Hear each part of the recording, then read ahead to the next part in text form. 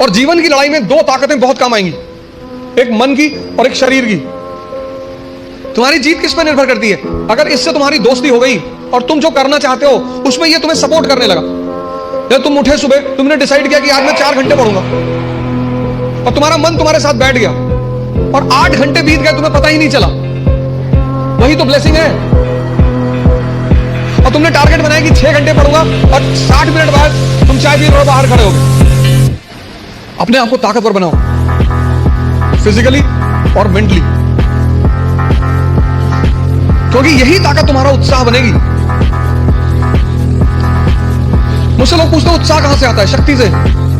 ये जो एंथुसियाज्म है, ये जो कॉन्फिडेंस है, ये ताकत का खेल है। अपनी पढ़ाई के साथ जिस चीज को तुम निगलेक्ट करते हो, जो निगलेक्ट करते हो, तो उस पर ध्यान ही नहीं देते, वो चीज है तुम्हारी पर्सनैलिटी। पैसे धरती पर भगवान का रूप है। ये देश है जो कहता है पैसे क्या है, हाथ का मैल दिखा निकाल के, और यही वो देश है जहां लोग पैसे के लिए कुछ भी कर सकते हैं। इसलिए पैसे कमाने हैं, हर युवा को कमाने, हर व्यक्ति को कमाना है, और पैसे को गोल बनाना है। ज्यादा गोल ना बनाए, 2-4 लाख करोड़ का बना ले। Money is worship. हर आदमी इस देश में पैसा तलाश रहा है, जो नहीं तलाश रहा है ध्यान में मस्त है। तो इस देश में जो ध्यान में मस्त है, बस उसी को पैसे की जरूरत नहीं, बाकी सबको।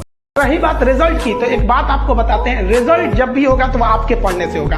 कोई भी वैकेंसी में आप देखेंगे, बहुत से ऐसे लड़के होते हैं ना जो बहुत पढ़ते हैं लेकिन रिजल्ट नहीं होता है, और कुछ कम पढ़ के रिजल्ट हो जाते हैं। रीजन क्या? आप कितना पढ़ते हैं ये मायने ही नहीं रखता है। मायने ये रखता है कि आपने क्या पढ़ा है, क्या जो चाहिए वो पढ़ा है कि नहीं। अब क्या है कि मान लीजिए हम तो भाई साहब पीएचडी कर रहे हैं, हम उठा के पोथा पथरी आपको पीएचडी वाला दे देंगे तो आप तो कहेंगे वाह रे भाई साहब, खान साहब मास्टर तो बड़ी बुद्धिमान हो यहाँ पे, तो भाई आप तो फ्रस्ट्रेट हो जाएंगे। आपको तो लगेगा कि नहीं हमने जानकारी बहुत दे दिया है। तो भाई पीएचडी का चीज पीएचडी के लिए है, आपका कंपटीशन का अलग चीज हो जाता है। एक लेवल रखना है ना, आपके कंपटीशन के एग्जाम में पीएचडी वाली चीजें नहीं पूछी जाएंगी। वो जहाँ तक बात कहें ना कि सीबीएसई बोर्ड या जो बड़े लोग होते हैं उनके बच्चे अच्छे हैं, तो देखिए एक बात बताते हैं, हथियार कितना भी खतरनाक और बड़ा क्यों ना हो जाए, चलाने वाला खतरनाक होना चाहिए। तो कॉलेज और स्कूल कितना भी अच्छा क्यों ना हो, पढ़ने वाला स्टूडेंट में अंदर मेहनत होना चाहिए। हिंदी मीडियम वालों के अंदर मेहनत ज़्यादा होता है, गाँव के लड़कों के अंदर बहुत मेहनत होता है। उसके पास पसीना होता है ना, तो एसी नहीं चलाता है, गमछा से मार लेता है पसीना, हाथ में रुमाल बांध लेता है कि पसीने से कॉपी ना भीगे वहाँ पर। उसके पास तकिया नहीं होता है मोड़ने के लिए, हाथ मोड़ के लगा लेता है तकिया, वो पढ़ता है सुबह उठ के।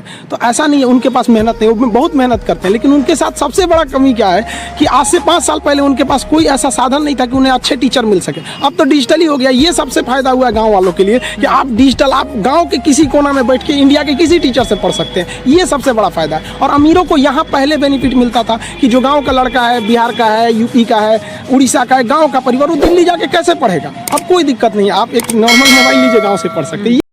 सबसे कमजोर विद्यार्थी खोजिएगा जो पढ़ने में बकलोल हो, समझदार को नहीं। समझदार बहुत घमंडी होते हैं सब, उन सब से दूरी बना के रखिएगा। लॉज में जो आपको सलाह देने आए ना, सबसे पहले साइड होइएगा। बर्बाद और नाकामयाब लोगों की कुछ पहचान है, उन्हें नींद बहुत आती है, भूख ससुरन को बड़ी भयानक रखता है, आराम बहुत खोजेंगे सब। दुनिया का कुछ भी दिखाइए, उनमें उन ससुरों को बुराई दिखेगी ही दिखेगी। जो व्यक्ति आपको कह दिया बुराई करते हो, ऐसे वैसे वो कभी आगे नहीं जा सकता। महाराष्ट्र से एक इंफ्रास्ट्रक्चर मैन है, कितना बढ़िया काम किया उन्होंने। इंफ्रास्ट्रक्चर में उस आदमी के योगदान को तो नकारा ही नहीं जा सकता। सड़कें और रोडवेज और पुल और हाईवेज, अब तो नाम ही पड़ गया इंफ्रास्ट्रक्चर मैन, क्योंकि उस आदमी को समझ है कि जहां भी इंफ्रास्ट्रक्चर होगा वहां बिजनेस बढ़ेगा, ट्रेड एंड कॉमर्स बढ़ेगा।